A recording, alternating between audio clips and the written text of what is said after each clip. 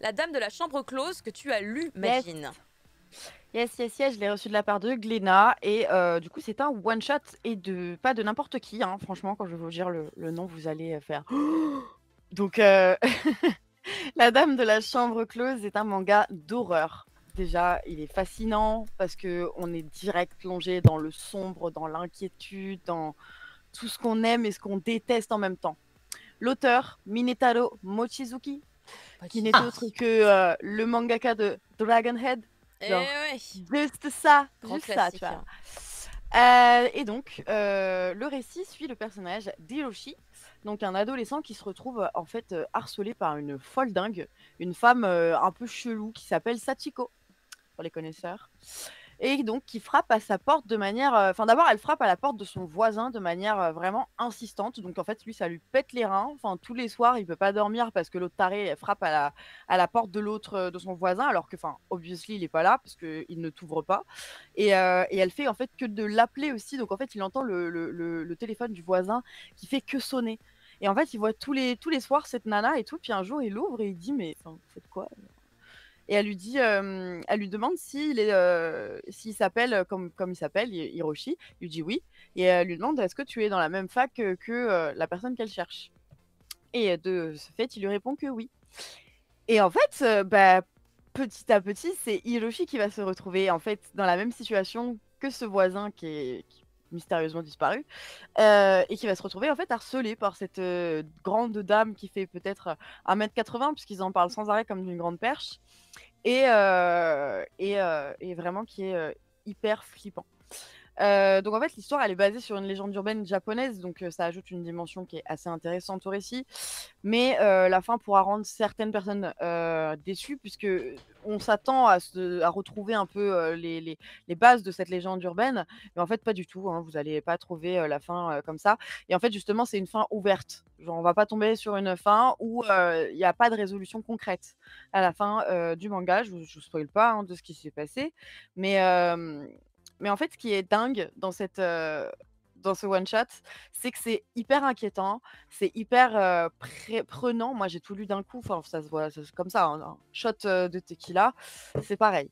Donc vraiment, on se sent oppressé par, Sachiko, nous-mêmes, hein, parce que des fois, il y a des zooms sur sa tête et vraiment, enfin, c'est et en fait, c'est à la limite du surnaturel parce que des fois, Hiroshi, il lui fracasse la gueule et ça lui fait rien du tout il se passe des choses qui sont incompréhensibles et en fait, on sait pas qui c'est cette femme et pourtant, bah, son pote, un pote à Hiroshi, il la voit aussi et il la voit aussi s'attaquer, à Hiroshi et donc c'est là que tu te dis: «Mais enfin, elle est réelle, elle est pas réelle, qu'est-ce qui se passe? Who the fuck it is?»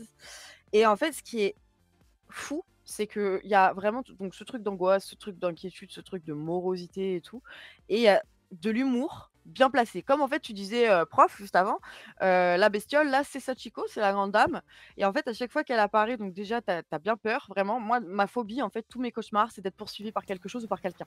Donc là vraiment c'est, par exemple là Jaune, quoi. il y a un moment genre, où, il se fait courir après, Sachiko et là il dit quoi? Il dit, «Trop rapide cette conne». Enfin, trop rapide cette conne, enfin des trucs comme ça et moi ça m'a fait mourir de rire. Genre par exemple, Hiroshi à un moment il pète un plomb après, Sachiko parce que vas-y elle lui casse les couilles, elle fait que l'appeler, que le harceler, que de même elle s'est introduite chez lui, enfin, truc de fou et du coup, bah, à un moment il lui dit: «Mais mange tes morts!» Mais attends, C'est la traduction attends, qui se fait dans le cœur joie là en fait là. qui a Ah fait non la mais trad? Tu peux donner le nom? incroyable! Tu Le peux donner le nom traducteur, je du ne sais. traducteur? Ouais, il faut le féliciter. Ah non, mais arrête de me coller au basque. Enfin, vraiment, en fait, c'est vraiment des personnages qui sont super simples, des personnages que tu peux t'identifier à eux, et en même temps, la Sachiko, là, elle fait trop, trop rep. Donc, en fait, c'est vraiment comme si moi, là, demain, j'avais une grosse folle mentale. Enfin, pareil, je l'insulterais de tous les noms. Enfin, je serais pas en train de. Enfin, et c'est la réaction d'un étudiant classique en vrai. Enfin, tu veux quoi, seule folle? Et c'est ça qui rend le truc un peu marrant. David Et pas trop Delol est parce fort, que. hein. David Delol pour la trad. Bien joué, gars, hein, comme qui dirait sa trad. Mais bon, en tout cas, moi je vous le recommande parce que c'est agréable. Après, on retrouve pas forcément la qualité du dessin de l'auteur, en fait, comme il a pu avoir dans Dragonhead, par exemple. Mais il a pas fait Mais après Dragonhead parce que c'est un titre de 93, mine de rien, La Dame de la Chambre Close. oui, Dragonhead, c'est plus récent. Ou je me mêle les Ouais, bah, je crois que pinceaux. c'est ça, hein. C'est pour ça du coup que bah, on a l'impression que voilà, c'est pas encore, il était pas encore au bout de son art, quoi. Et mais c'est quand même intéressant, quoi. C'est comme quand tu lis les premiers Junji Ito et que je sais pas, tu plonges dans l'univers de l'auteur. Et pour en tout cas les fans d'horreur, les fans d'angoisse, les fans juste de Dragon Head et de Minetaro Mochizuki, bah franchement, allez le lire parce que vous allez passer un très bon moment en fait. Ouais, je vérifie. Ah ouais, Dragon Head, justement, c'est arrivé derrière, a priori. Il l'a fait juste 2 ans après. après, je crois. Ouais, la Chambre close, c'est 93. Et a priori, Dragon Head, ça a commencé en 95. Mais du coup, voilà, par rapport à tout ce qu'il a fait après, derrière, évidemment... Ah voilà, de 95 à 2000. Et pas à 200, évidemment, on avait compris, Inès. Parce que sinon, c'est tendu.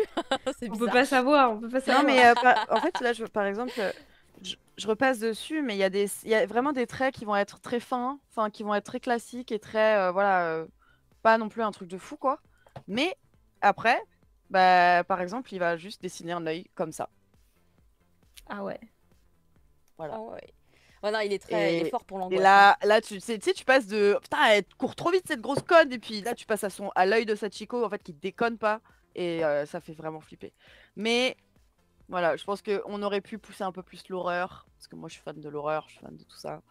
Donc, à mon goût, ça manquerait un peu de spicy, quoi. Mais c'est quand même très angoissant. En fait, c'est voulu, c'est plus que de l'horreur, on va dire que c'est de l'angoisse, c'est un truc qui va vraiment te foutre un peu mal à l'aise, quoi. C'est de la J-horror.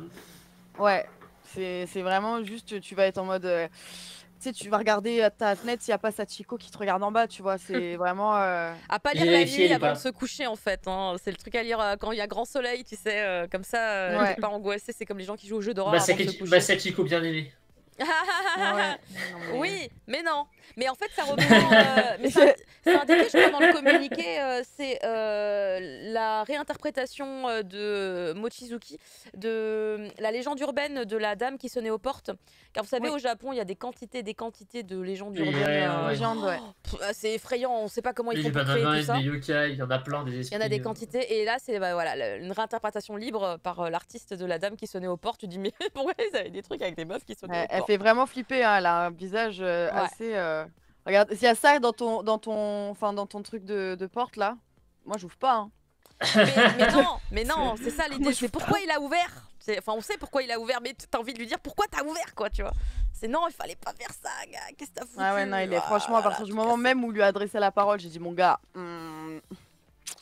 Tu sens qu'il a ouvert les vannes, là. C'est vraiment... Mais le pire, c'est que le pauvre, c'est horrible parce qu'il était sur le point de conclure avec la meuf de ses rêves et tout. Donc au début, c'est ça l'intrigue. Il y a un peu, on voit un peu sa petite copine. Enfin, même pas parce qu'ils n'ont pas le temps de devenir petit copain, petite copine. Mais lui, il est en kiff sur elle. Il finit par avoir un rendez-vous avec elle. Et genre, ça se passe trop mal parce que l'autre Sachiko, l'autre folle, en fait, elle s'en prend aussi à la nana. Enfin, c'est vraiment... C'est l'horreur. Enfin, et puis à un moment donné, elle retrouve un ongle de la Sachiko genre chez lui. Enfin, tu sais, il y a des... tout ça qui... Voilà. Mais en même temps, c'est super cool à lire. C'est du Minetaro Mochizuki et qui date pour les gens qui seraient intéressés par son œuvre globale, bien évidemment. Parce que le gars, il est très très fort. D'ailleurs, il y a un titre que j'ai découvert récemment qu'il avait fait, je connaissais pas, qui s'appelle Tokyo Kaido. C'est chez Les Arts Noirs pour le coup. Ah, c'est fantastique. En 3 tomes, où on suit un gars, ça va plaire à Majin, on suit un gars qui analyse le cerveau humain. Et en fait, pour ça, on va suivre plein de cas un peu névrosés. Enfin, je dis un peu... clinique. Totalement névrosés, enfin des gens qui ont que des problèmes, alors des problèmes mais waouh, vraiment extrêmes, mais c'est pas pour se moquer, c'est vraiment pour montrer toute la diversité des problèmes cérébral. Ouais, non, c'est Tokyo Kaido, c'est vraiment un super titre. En 3 volumes, je crois qu'il est encore commercialisé parce que quand même il date de 2017, donc je pense qu'il doit être encore dispo en France, mais j'ai découvert récemment parce que j'ai fait une chronique à Mangasure sur les mangas qui traitent du handicap et il était dans un des listings que j'avais trouvé et j'ai fait incroyable. Donc Mochizuki, vraiment, il touche à tous les domaines et il est fascinant. Vraiment un artiste fascinant dont on parle pas assez, je trouve. En tout cas, donc merci beaucoup. Et d'ailleurs, c'est Pika Graphique, ils ont sorti là les Dragon Head, ils sont super stylés. Hein. Oui, en grand format. Je les ai, ouais, les grands formats là. Ouais, je me souviens, je les ai vus dans la bibliothèque de Soso dans sa dernière vidéo là, enfin dernière, non ça doit faire 2 mois qu'elle a sorti cette vidéo, je suis juste très en retard. Mais tout va bien. Mais oui, ils sont grands, ils sont très très grands. Je les ai pas à la maison, mais Ah ouais, ils ils sont très huge, grands. ouais. Mais en même temps, ça mérite. Ça mérite évidemment d'être comme ça. Et nous arrivons du coup à la fin de cette émission incroyable.